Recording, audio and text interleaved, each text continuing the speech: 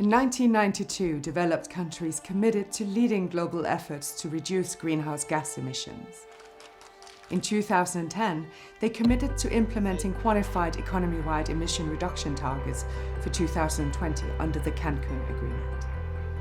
As we are in the year 2020, it gives us great pleasure to introduce you to the new compilation and synthesis report on the progress made by developed countries. A famous Chinese proverb says that a journey of 1,000 miles begins with a single step.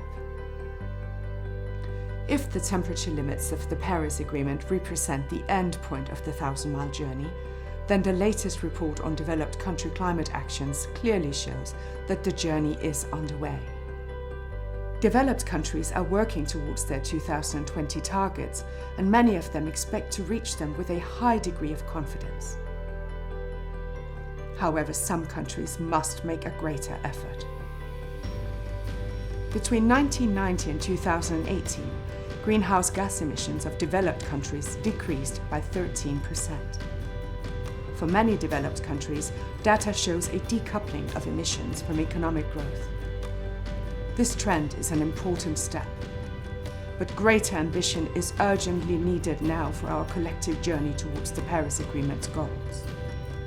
Developed countries are expanding their climate actions focused on the Paris Agreement and long-term low-carbon goals.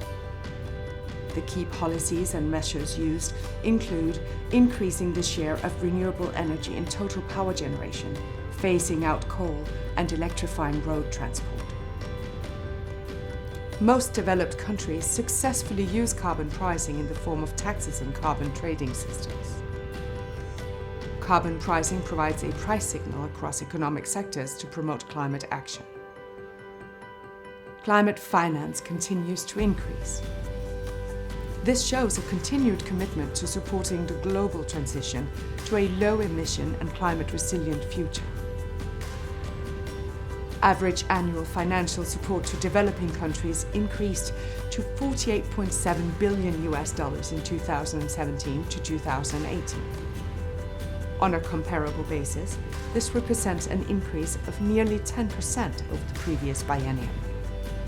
Support for technology development and transfer and capacity building activities increased significantly in 2017 to 2018. This has helped developing countries act on climate change. The report also shows that transparency of action and support has improved both quality of reporting and supported domestic policy making. Well-functioning systems for measurement reporting and verification will help with reporting under the enhanced transparency framework of the Paris Agreement. These trends are very welcomed as they show that developed countries are making progress in the 1,000-mile journey. While developed countries are taking action to combat climate change, there is an urgent need to raise ambition. Emissions have been rising globally and will continue to do so, despite the drop in emissions in 2020 owing to COVID-19. The current global emissions pathway would likely result in an increase of global average temperature of 3 degrees Celsius or more.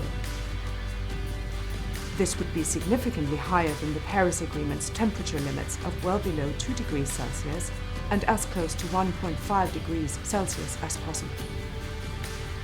We need to stay within these limits to successfully complete our 1,000-mile journey. This means that we need to urgently raise our ambition. This latest report clearly shows that consistently implementing climate change policies and actions at the national level can steadily increase ambition. Developed and developing countries can help each other take more and more ambitious steps towards the Paris Agreement's aims. This will mark the culmination of the 1,000-mile journey to a safer world.